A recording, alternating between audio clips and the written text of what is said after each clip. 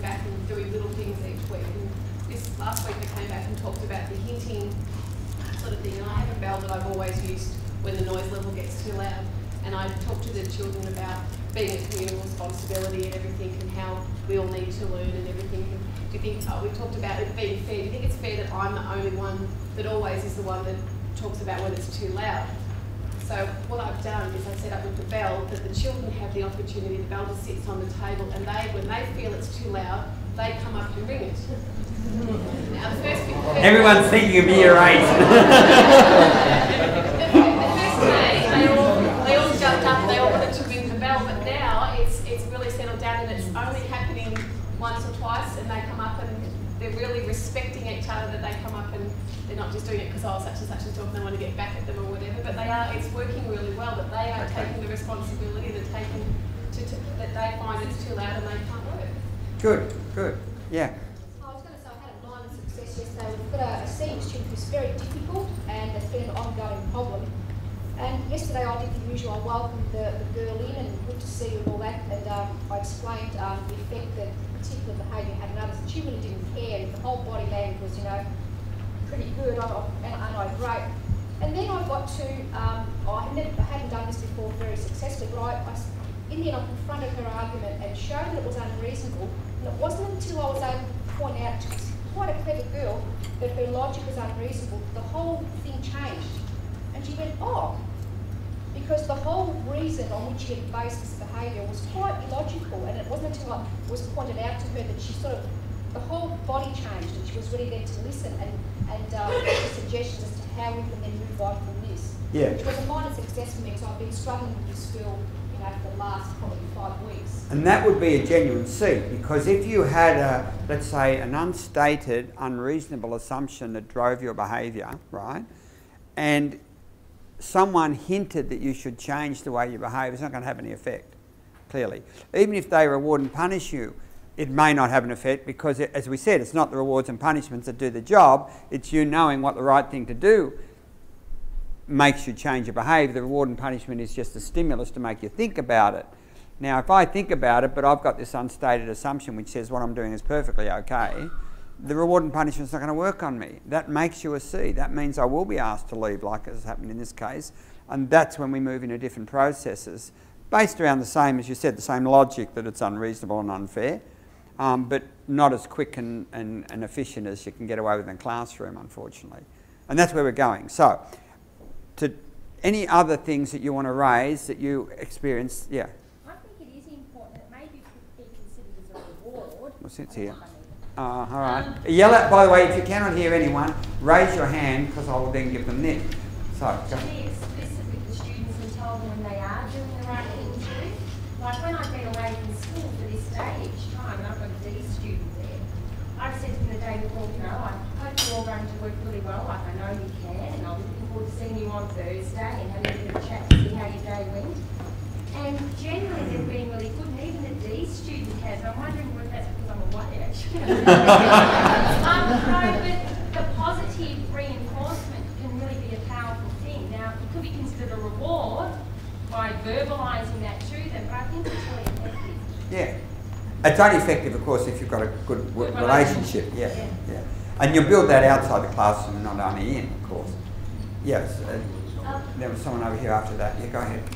I think you're absolutely correct when you say that students who do seem like they're in their D state can be in certain situations, and in other situations, they can be in their A or B, and it depends on what the circumstances are. What I'm trying to grapple with, and I think most of us are, on board with what you're saying, and pretty much, accept the theory, mostly in terms of how this works, because a lot of us are trying to have success. My concern is, when you go back into your schools, if you're trying to do some of these things, and you may have other teachers that seem to perhaps not follow through or undermine the process or whatever, we can always then, we go through our processes and get control, back into their C state or whatever. But it's always a bit of a challenge in terms of the consistency throughout the school and how it works. So if the consistency's not there, things start to fall down. Yeah, I'll get to a point next week maybe, yeah, early next week maybe, where we should talk about how you identify such teachers by way of behaviours, which you will, and then how you might set up systems to encourage them to keep their act together, because they will need some overt pressure initially.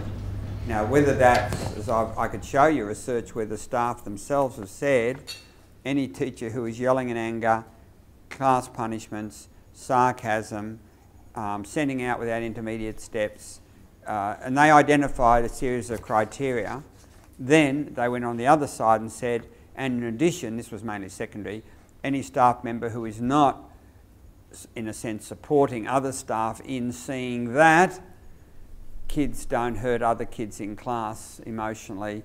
In other words, they're not following through on certain, just a few critical expectations, because that's all you need as indicators. Then they are people who require some form of support, because they don't want to do it normally, but they find themselves doing it. So that then the hardest question in all of this is not who they are, because we will know from what they do or don't do. It's how do you approach someone who, as I showed you in the research, are actually withdrawing.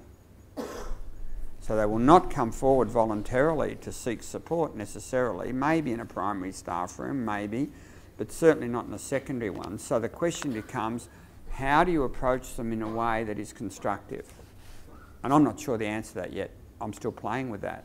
I've got some schools who have systems, but I don't know if, and I don't know if a certain percentage of teachers are ever going to come on board.